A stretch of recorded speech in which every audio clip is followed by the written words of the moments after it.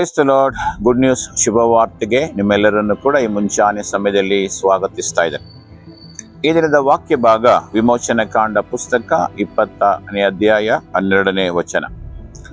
ನಿನ್ನ ತಂದೆ ತಾಯಿಗಳನ್ನ ಸನ್ಮಾನಿಸಬೇಕು, ಸನ್ಮಾನಿಸಿದರೆ ನಿನ್ನ ದೇವರಾದ ಯೆಹೋವನು ನಿನಗೆ ಅನುಗ್ರಹಿಸುವ ದೇಶದಲ್ಲಿ ಬಹುಕಾಲ ಇರುವಿ ಎಂಬುದಾಗಿ. ಹೌದು ಪ್ರಿಯರೇ, ಈ ಒಂದು ಜೀವಿತದಲ್ಲಿ ದೇವರು ನಮ್ಮೆಲ್ಲರಿಗೂ ನಮ್ಮ ತಂದೆ ತಾಯಿಗಳನ್ನು ಕೊಟ್ಟಿದ್ದಾನೆ. ಇವತ್ತು ನಾವು ನೋಡ್ತೇವೆ, ಅನೇಕರು ತಂದೆ ತಾಯಿಗಳನ್ನು ತಿರಸ್ಕರಿಸುವುದನ್ನು ನಾವು ನೋಡ್ತೇವೆ. ತಂದೆ ತಾಯಿಗೆ ಅವಿಧರಾಗಿ ನಡೆಯುವುದನ್ನು ನಾವು ನೋಡ್ತೇವೆ. ಅವರಿಗೆ ಸಲ್ಲಿಸಬೇಕಾದಂಥ ಗೌರವವನ್ನು ಸಲ್ಲಿಸ್ತಾ ಇಲ್ಲ. ಆದರೆ ದೇವರ ವಾಕ್ಯದಲ್ಲಿ ಇಲ್ಲಿ ನೋಡುವ ಹಾಗೆ ದೇವರು ತಂದೆ ತಾಯಿಗಳನ್ನು ನೀವು ಸನ್ಮಾನಿಸಬೇಕೆಂಬುದಾಗಿ.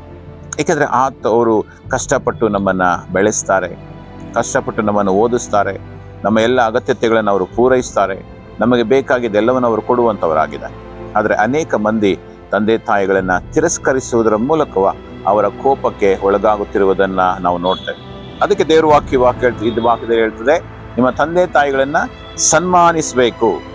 ಸನ್ಮಾನಿಸಿದರೆ ನಿನ್ನ ದೇವರಾದ ಯೆಹೋವನು ನಿನಗೆ ಅನುಗ್ರಹಿಸುವ ದೇಶದಲ್ಲಿ ಬಹುಕಾಲ ಇರುವಿ ಎಂಬುದಾಗಿ. ಸೊ ನಾವು ತಂದೆ ತಾಯಿಗಳನ್ನು ಸನ್ಮಾನಿಸುವಾಗ ನಾವು ಇರುವಂಥ ಸ್ಥಳದಲ್ಲಿ ದೇವರು ನಮಗೆ ದೀರ್ಘಾಯುಸ್ಸನ್ನು ಕೊಡ್ತಾನೆ, ಹೆಚ್ಚು ದಿನಗಳ ಕಾಲ ನಾವು ಜೀವಿಸುವುದಕ್ಕೆ ನಮಗೆ ಆರೋಗ್ಯವನ್ನು ಕೊಡ್ತಾನೆ, ಬಲವನ್ನು ಕೊಡ್ತಾನೆ, ಶಕ್ತಿಯನ್ನು ಕೊಡ್ತಾನೆ ಎಂಬುದಾಗಿ ಈ ಒಂದು ವಾಕ್ಯದ ಮೂಲಕವಾಗಿ ದೇವರು ಮಾತನಾಡುವವನಾಗಿದ್ದಾನೆ. ಅದರಿಂದ ಯಾರ್ಯಾರಿಗೆ ನೀವು ತಂದೆ ತಾಯಿಗಳಿದ್ದಾರೋ ಅವರೆಲ್ಲರೂ ಕೂಡ ದಯವಿಟ್ಟು ನಿಮ್ಮ ತಂದೆ ತಾಯಿಗಳನ್ನು ಸನ್ಮಾನಿಸಿರಿ.